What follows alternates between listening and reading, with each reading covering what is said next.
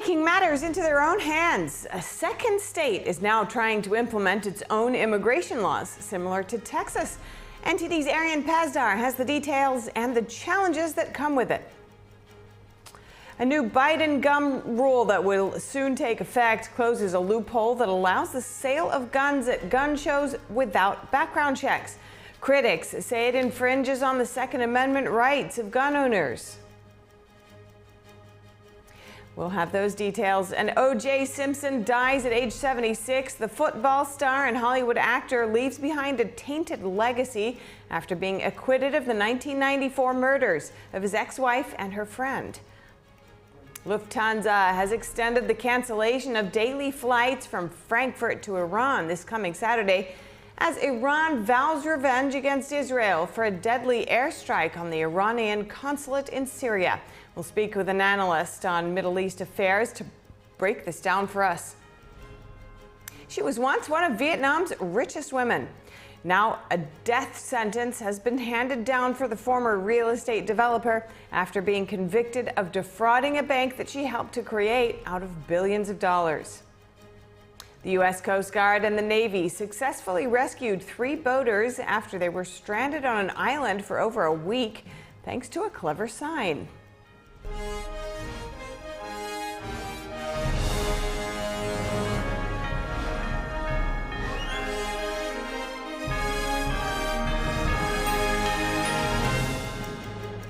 Welcome to NTD Newsroom. I'm Stephania Cox. OJ Simpson has died at age 76. The football star and Hollywood actor was acquitted of killing his ex-wife and her friend in 1995. NTD's Andrew Thomas has more on the cultural icon and the trial that captivated the American public. Simpson's family announced on X that the former NFL player died yesterday from prostate cancer. Simpson was considered one of the greatest running backs of all time and was largely adored by the public. But his legacy was forever tainted by the June 1994 murders of his ex-wife, Nicole Brown Simpson, and her friend, Ronald Goldman, in Los Angeles. Simpson's trial of the century on live TV captured America's attention. The case sparked debate on race, domestic abuse, and police misconduct. Evidence found at the scene appeared overwhelming against Simpson. Bloody footprints and a glove were discovered at the location. Another bloody glove was found at his home. Perhaps the most famous part of the trial was when the prosecution asked Simpson to try on the gloves in court. He struggled to squeeze them on and spoke his only 3 words of the trial: "They're too small." His attorney, Johnny L. Cochran Jr., told the jurors, "If it doesn't fit, you must acquit." The jury found Simpson not guilty for both murders in 1995. Andrew Thomas, NTD News. The U.S. Attorney in Los Angeles today announced federal bank fraud charges against Ipe Mijuara. The former interpreter for one of Major League Baseball's biggest stars is accused of stealing $16 million from his client. Prosecutors say Los Angeles Dodgers superstar Shohei Ohtani is considered to be an unaware victim in this case. Mijuara was fired last month after Ohtani's lawyers accused him of theft.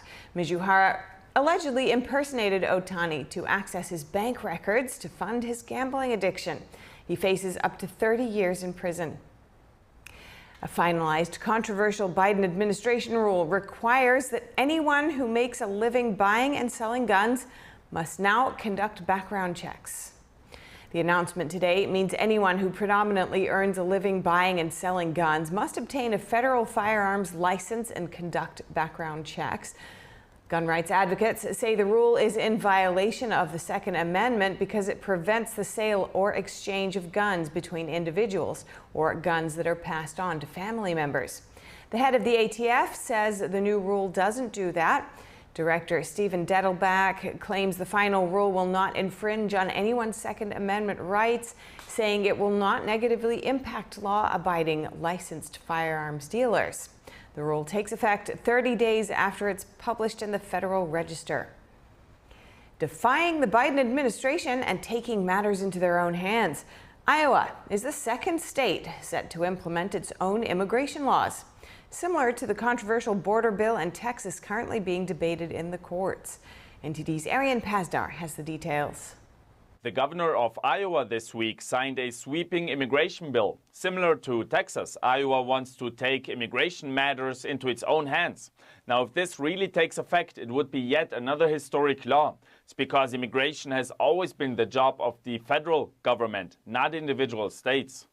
The Iowa law would make it a state crime for someone to be in Iowa if they have outstanding deportation orders, have previously been removed from the U.S., or have previously been denied admission to Iowa. The law is scheduled to take effect July 1st, but will most likely face legal challenges before that. In other immigration-related news, some House Republicans are investigating New York City's controversial $53 million program, giving prepaid debit cards to illegal immigrants. They wrote a letter to Mayor Eric Adams, saying handing out cash on transferable debit cards will only result in an increase of immigrants residing in New York City. The lawmakers are demanding more information, including whether the program is using federal funds. Ariane Pastar, NTD News. And Israeli Prime Minister Benjamin Netanyahu addresses troops in southern Israel amid the ongoing Israel-Hamas conflict. This comes as Iran gears up for retaliation over the recent strike in Syria that killed its generals. I said we are in challenging times. We are in the midst of the war in Gaza, which continues in full force. At the same time, we continue our unceasing efforts to return our hostages. But we are also preparing for scenarios of challenges in other arenas. And we established a simple principle. Whoever hurts us, we hurt him. We are preparing to meet the security needs of the State of Israel, both in defense and in attack. I and the people of Israel trust you, and may we all have great success. Israel will soon build a new land crossing to the northern part of the territory. This would help deliver humanitarian aid from overseas or neighboring Jordan. Meanwhile, Israeli media reported earlier today that Israeli forces killed 3 sons of a Hamas leader without consulting senior commanders or Netanyahu. With that tensions escalating, Russia and Germany are calling for restraint in the Middle East. And next up, Lufthansa has extended the cancellation of daily flights from Frankfurt to Iran to this coming Saturday. It said the decision was made to avoid a situation where the airline's crew would have to stay overnight in the Iranian capital. The German carrier suspended flights to Tehran due to the situation in the Middle East on Wednesday. Lufthansa said it was constantly monitoring the situation in the Middle East and is in close contact with authorities. And in a post to social media platform X, Tehran's mission statement to the United Nations today that the imperative for Iran to retaliate for the attack on its embassy in Damascus could have been avoided if the UN Security Council had condemned Israel's strike beforehand.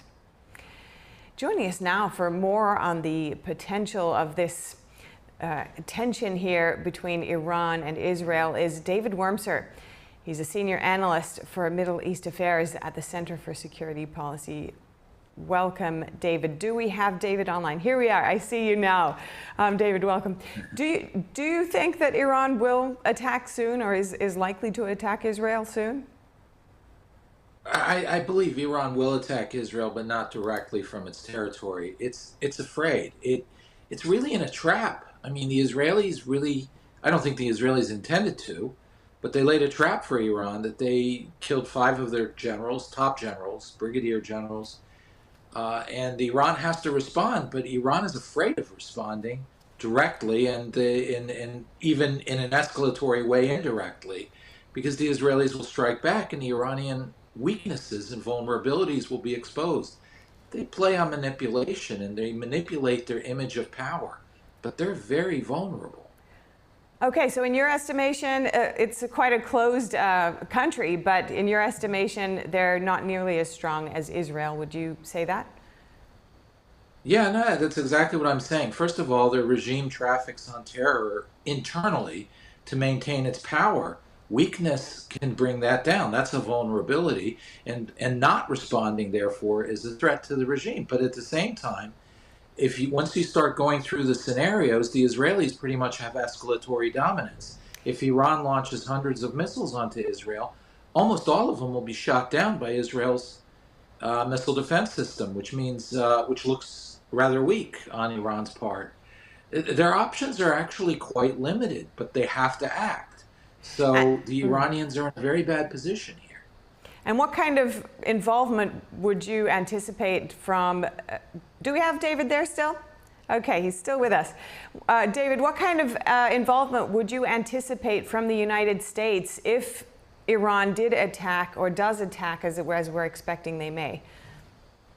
Well, they may help Israel in terms of perhaps radar activity or refueling at most. I don't believe the United States will attack Iran too.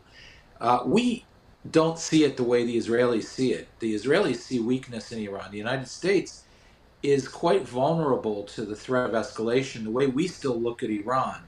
And I believe it's an erroneous way to look at Iran, is as a strong country that is determined to stand us down. So they play on these apocalyptic fears, hoping that Washington will rein Israel in. But the truth is, Israel can do this alone without that much American support. Okay, though there is this sort of looming threat of their potential for having nuclear weapons. Where do you place that in terms of the threat that Iran could pose? The Israelis have long said that Iran will not be allowed to get a nuclear weapon, which implies that if it gets to a certain point, they will act. It's quite possible that one of the Israeli responses will be to use this crisis as an opportunity. Namely, if Iran really does open itself up to an Israeli strike, a counterstrike to their strike, then my sense is that the nuclear program will be part of what Israel deals with at this point.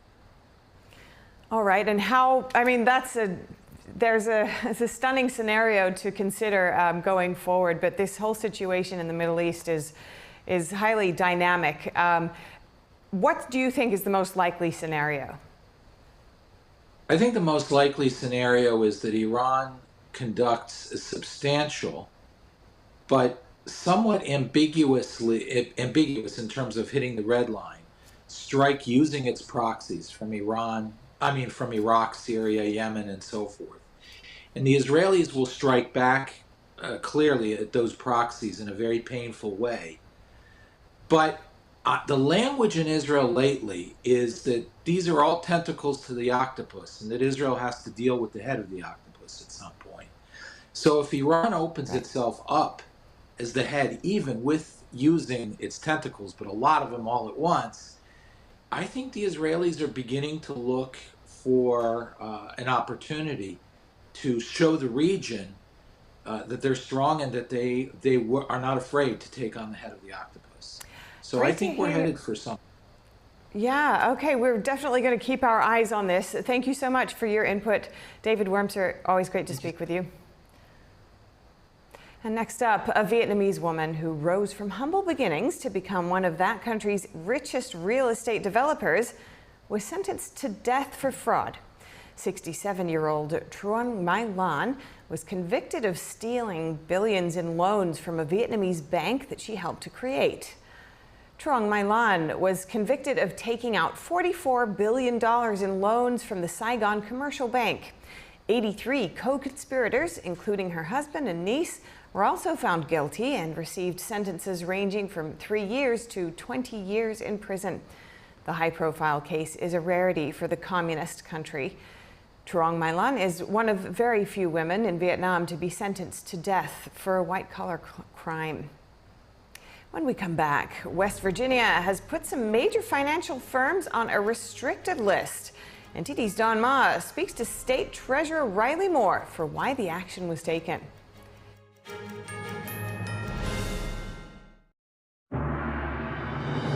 More than just beautiful dance. It's a touch of the divine. More than just legends. It's the beautiful culture and wisdom of China before communism. More than just a performance. It's an experience that awakens the soul. Lincoln Center, NJ-PAC, State Theater, Purchase, and Stamford. Starting March 28th. Tickets at shenyun.com. We all know that words have power. They set things in motion. And make us happy or sad. But there's one word that stands out Because when people say it, lives are changed. It's not a big word. It's itsy bitsy. It's only 3 little letters. But when you say it, The life of a kid like me can be changed. So, what is this special word? It may surprise you. it's yes. Yes. Yes! Yes to becoming a monthly supporter of Shriners Hospitals for Children. That's right. Your monthly support allows the doctors and nurses at Shriners Hospitals for Children to give the most amazing care anywhere and change the lives of kids like me. And me. And me. Because people like you have said yes. Now I can play football. And I can play catch. And I can walk. So what do you say? Will you say yes right now? It's so easy. All you have to do is pick up the phone or go to loveshriners.org right now and say yes. When you say yes to giving just $19 a month, only 63 cents a day, we'll send you this adorable Love to the Rescue blanket as a reminder of all the kids you're helping every day. My life is filled with possibility because of the monthly support of people just like you who called the number on your screen and said yes. Yes. Yes! Yes. Your yes is making a difference in my life and the lives of so many other kids like me. Thank you. Thank you. Thank you. Thank you. Thank you for giving. Please call or go online now. If operators are busy, call again or go to loveshriners.org to say yes right away.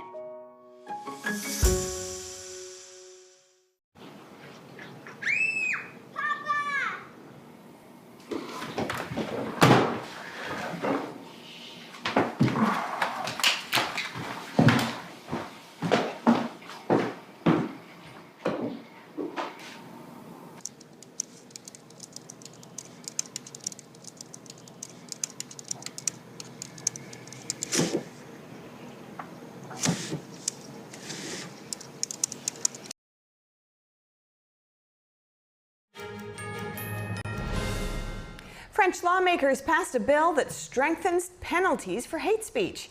Some experts believe it encroaches on private life and reflects a broader trend of restricting speech in the name of combating hatred. NTD's France correspondent David Vives has more.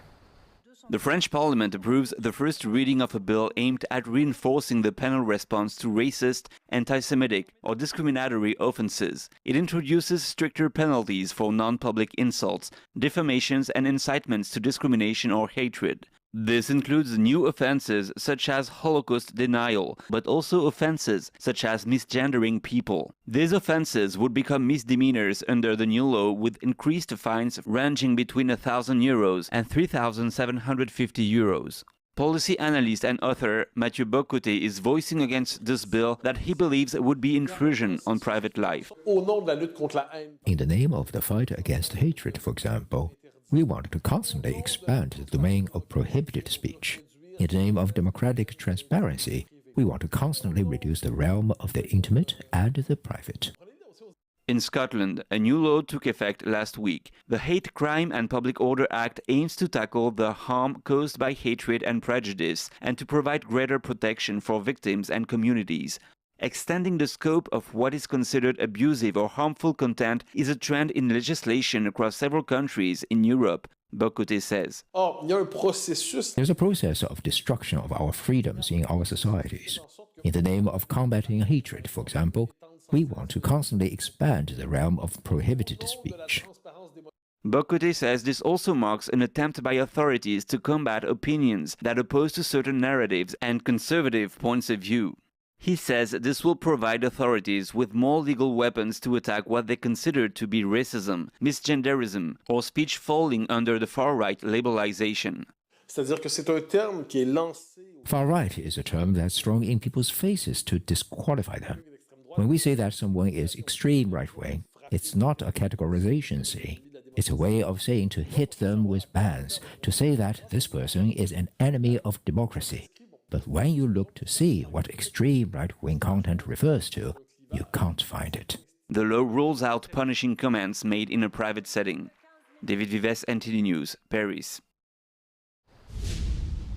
And West Virginia has put some major financial firms on a restricted list for boycotting fossil fuel companies. NTD's Don Ma interviewed State Treasurer Riley Moore for why the action was taken. All right, Treasurer Moore, thank you very much for your time today. So I just wanted your thoughts on this. You recently announced bans on 4 financial institutions from engaging in billions of dollars worth of state contracts. Inform us on the necessity of this action.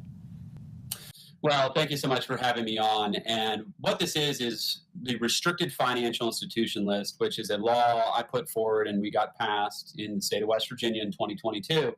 And what necessitates this is the problem that we have is the conflict of interest. So I'll give you an example. So last year, from coal, gas, and oil in severance taxes here in West Virginia, we actually got $1 billion from severance taxes. The state of West Virginia, our state budget is $4.7 billion. So that is a considerable amount of money for us. So I can't hand dollars over to financial institutions that are boycotting those very industries through ESG that helped us generate that revenue. And so we see a conflict of interest there. And at the end of the day, look, they don't want to do business with our industries. Why should we do business with them? And what would be the impacts on regular folks in West Virginia? Well, look, we're an extraction industry state. As I mentioned there at the beginning, we generate a lot of money from coal, gas, and oil, but it's also a lot of jobs, and these are good paying jobs. The average coal miner here in West Virginia is making nearly $90,000 a year, which that is a very good salary here in West Virginia. Look, there are 2 people on the state flag of West Virginia, a farmer and a coal miner. That should tell you about all you need to know. It is very much a part of who we are. And I want you to respond to what these banks have said. So some of them are saying that they do lend to fossil fuel-based energy companies and have exposure to this industry. What is your response to that? Set the record straight for us. Well, they clearly have prohibitive language on, for example, thermal coal, which is the coal that generates electricity. But fossil fuels is all 3. It's coal, natural gas, oil. And for us, if you're not open to lending to all 3, then that is a problem for us. All right. Thank you very much today, West Virginia State Treasurer Riley Moore. Pleasure having you on. Thanks so much for having me on. All right, and for the full interview and more business news, tune in at 4:30 p.m. Eastern for NTD's Business Matters with Don Ma. Next up, from the pounding of hammers to the buzz of saws, a group of Utah high school students are building more than just homes. They're also constructing their futures.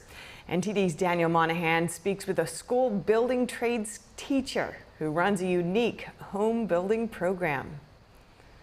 Quinn Drury runs a one-of-a-kind home building program at Murray High School in Utah. 11 houses have been built so far in the program, which launched in 1996, plus a few sheds, garages, and mini houses. Speed is not the name of the game in the program. Drury says students learn how to do it right, or they take it apart and do it over. Locals apparently don't mind paying a little extra for quality. Except for 2008, every home we've ever had is sold for above appraised value. Drury says the purpose of the program is to give students real-life experiences. I believe every kid's given special talents and abilities, and sometimes the traditional school system does not highlight the talents that these kids have. But in the real world, they will be extremely successful with what they've learned and what they can do. The building trades instructor says that the more authentic the experience, the more the students will learn. The best part about the home building is these kids are young. They're usually 10th, 11th, 12th grade students that we have, and they're kind of learning what they like the most. And by doing a whole house, they get a feel of everything. Drury imparts skills he gained from a construction management program at a local college and on job sites before he began teaching 28 years ago. Some of them are going to excel, and their talents and abilities will be in framing. Some, I've got kids that love the painting. When we start doing the painting, we got kids that, I've got several kids over the years that have become electricians or plumbers or mechanical workers. Some love a little demolition. I got a lot of kids that love the excavation part and running the big equipment. Drury says he pushes those interested to get a 4-year construction management degree. Students in the program get 18 credit hours at a local college and receive a scholarship. Drury says many tradesmen are needed now in America. The former construction manager turned teacher, who once built houses working for his grandpa, says there hasn't been a meaningful push to develop apprentices or professional talent until recently. I have a strong belief in the future of America and of these kids, that they want to work hard, they want to learn, and when given the opportunity, they can do great things. According to a Jobbers survey, many students have been taught from a young age that academics are the only way toward a career. Nearly 80% of the Jobbers survey participants said their parents encouraged them to enroll in college. A mere 5% were guided toward vocational training. Daniel Monahan, NTD News. And good for them. Another heartwarming story. 3 men who were shipwrecked were rescued from a remote Micronesia island and are now safe. They had encountered problems with their boat and became stranded on the western Pacific island for over a week. A coordinated rescue effort involved both the U.S. Coast Guard and the Navy over 78,000 square nautical miles. In the end, a Navy aircraft located the men who had written "help" with palm trees, as you saw just now, in the sand. The aircraft dropped a radio and survival supplies until a Coast Guard crew could rescue them the next day. Finally, archaeologists in Pompeii, Italy, have uncovered a banquet hall with black walls and frescoes portraying mythical figures like Helen of Troy, Apollo, and Cassandra. The hall was used for evening banquets where lanterns would have made the frescoes on the dark walls seemingly spring to life. The room is about 50 feet long. The black walls were probably intended to hide the smoke. The city of Pompeii, of course, was buried in roughly 19 feet of ash and lava following the eruption of Mount Vesuvius in 79 AD. Pompeii remains one of Italy's top tourist attractions, with nearly 4 million visitors in 2023. And much more to see there. Thank you so much for watching NTD Newsroom. I'm Stephanie Cox. See you tomorrow.